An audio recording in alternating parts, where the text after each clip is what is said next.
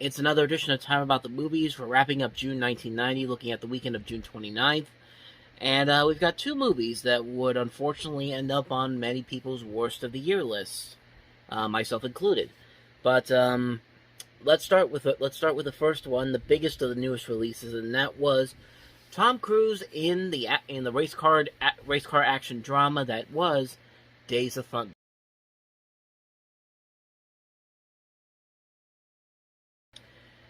AKA Top Gun on Wheels. And I honestly could say a lot about this movie, that so many similarities to Top Gun and all that, but I'll give it this: it's at least a better Top Gun ripoff than the other Top Gun ripoff we got in 1990, and that was Firebirds.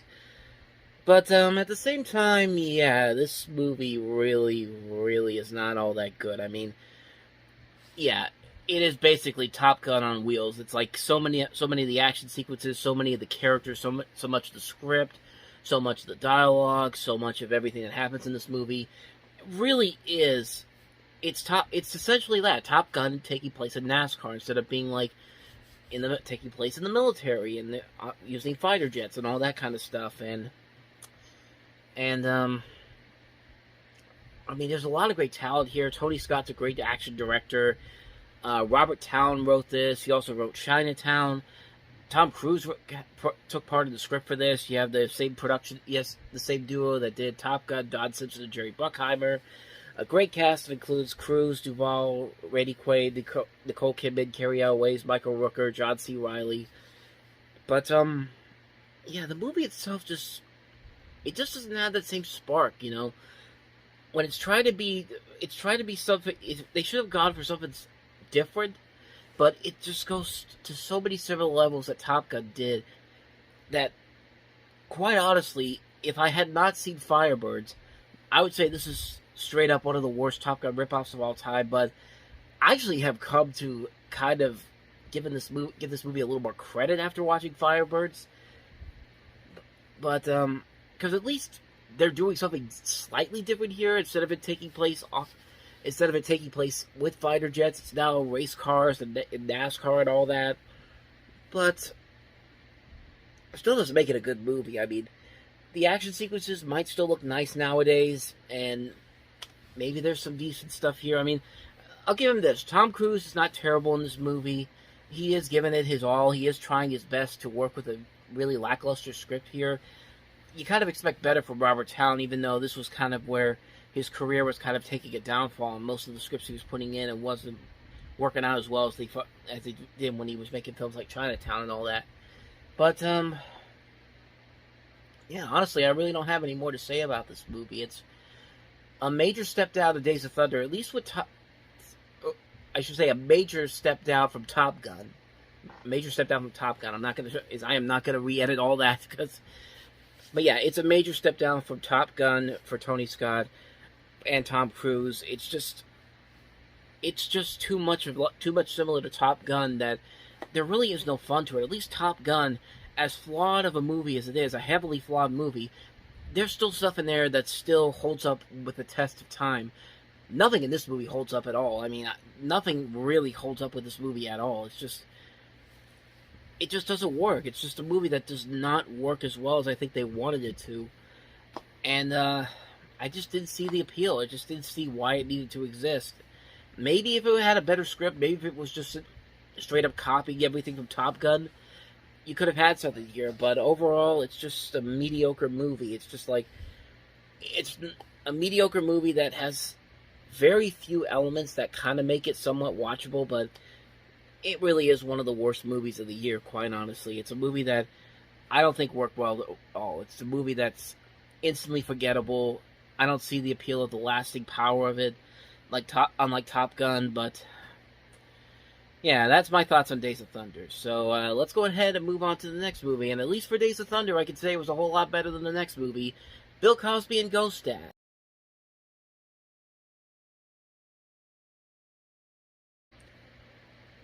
I don't know what Bill Cosby was thinking when The Cosby Show was on the air, because, I mean, when The Cosby Show was on TV, I don't know what happened. Like, every movie that he picked, these leading roles he picked, I don't know what he was looking at with the scripts and all that, because there was this movie and then there was Leonard Part 6, and it's just like I don't know how a guy of his comedic talents at the peak of his career with The Cosby Show, which was one of the biggest hits on television at this time, could pick bad script after bad script. It's just like, what are you doing, man? I mean, you're tarnishing your legacy with these movies, and yeah, you're just tarnishing your legacy and everything that people liked about you at that time. Of course, now his legacy is tarnished for other reasons, but I mean, listen, you got to give the guy his proper credits. I still like what Bill Cosby did in the past. I still like Fat Albert and the Cosby Kids. I still like The Cosby Show. I still like some of his older movies, some of his older stand-up. I mean, there is still a lot to like about his older stuff. I mean, hate him for what he did, because what he did was inexcusable. But I mean, he was still funny back in the day. I mean, just in my personal opinion. I know a lot of people still don't like Cosby after what he did, but I agree with you that what he did was wrong, but don't neglect the past stuff that he did that made him one of the biggest stars at the time. Except for movies like this and Leonard Part 6, which is just like, this movie baffles me even more than Leonard Part 6, because Leonard Part 6 was a movie that it didn't really feel like they had the right idea of what they wanted to do with that movie, and it's just like, so much so that Cosby himself wanted to denounce the movie on talk shows at the time of that film's release. This movie's inexcusable for being as bad as it is. You've got Sidney Poitier, one of the most well-known black actors and directors of his time, won an Oscar for I can't remember what he won an Oscar for. It was Lilies on the Field. I thought for a second it was either Guess Who's Coming to Dinner or In the Heat of the Night, but completely different movie that I was thinking of. It was Lilies of the Field, so that's the one he won the Oscar for. But even for a guy like Sidney Poitier, you would think a guy like him would know to pick better scripts than this. You also have Brent Maddock and S.S. Wilson, who had just done Tremors, which is a great cult sci-fi comedy. You've got Henry Mancini doing the music for this. Henry Mancini, he did the Pink Panther, for God's sakes. What is he doing here? And it's just like, the whole movie is just a mess. Like, there's so much here that probably could have worked with a better script. I mean, I read that John Badham was actually going to direct a version of this with Steve Martin in the Bill Cosby role, which, Steve Martin can be very funny, and John Badham can be a good director, so maybe that could have worked. But then again, you have the talent here: Sidney Poitier, Henry Mancini, Bill Cosby, and this is the end result. It's a movie that really just makes no sense whatsoever. Like, it'd be easy to say that Bill Cosby is a ghost now. Like, he's dead. Like, he's never coming back. But nope, not in this case. He's apparently like, he's still. It's weird. Like, he's a ghost, but he could still be seen by his kids, but they can't hear him. And then it just gets so confusing trying to think about what this plot is. So he's not really dead. It turns out that his spirit jumped out of his body in fright. And so, because of this, so how is his spirit still moving around and his body is not?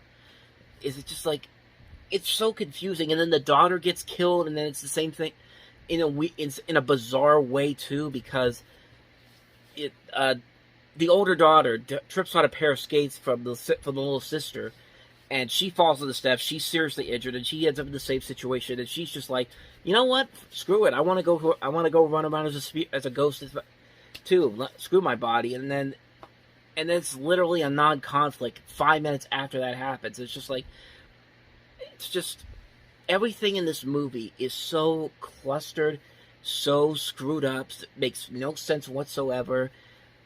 It's downright insane how weird this movie is, and even right down to some of the other things that happen in this movie. You have Arnold Stang, the voice of Top Cat, in here, and he's only in here to be the Don Knotts type of role, where he's like doing the slapstick comedy, and even though the slapstick comedy in here is not funny whatsoever, and it's just like, it's like that throughout the movie. There's just so many moments in here that just don't work. This is supposed to be a PG-rated family comedy, and you have people talking about, and you have the There's one scene where the boyfriend of the older daughter calls Bill Cosby's house, and he's just like, "Put the bitch on."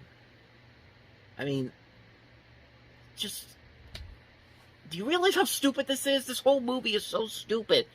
And the fact that so many talented people were involved in the making of this movie, just, it's baffling. It's baffling how this movie came to be and how they screwed it up so badly. It's a mess of a movie. Terrible movie. Ghost Dad. It's one of the worst comedies ever made. I mean, it's a terrible movie. I got nothing else to say about it. If you haven't seen it, be lucky. Be lucky that you haven't seen this movie, because it's really, really bad. So, Ghost Dad. Ghost Dad.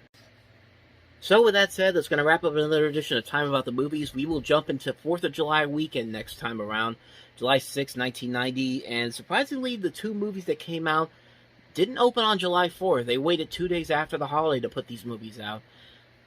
Two of them are notable movies. I mean, we have Die Hard 2, with Bruce Willis returning as John McClane, and then probably one of my biggest back-and-forth movies that I've ever seen, Jetsons the movie. Sometimes I won't like it, but then sometimes I'm just like, there are some redeemable moments to it, but we'll delve into both of these movies next time around. So, thank you guys for watching, and as always, if you want to see more videos like this, check out the playlist on the next page, check out the previous episode, and I'll see you guys tomorrow for another new episode. So thank you for watching, see you guys tomorrow, and until then, take care.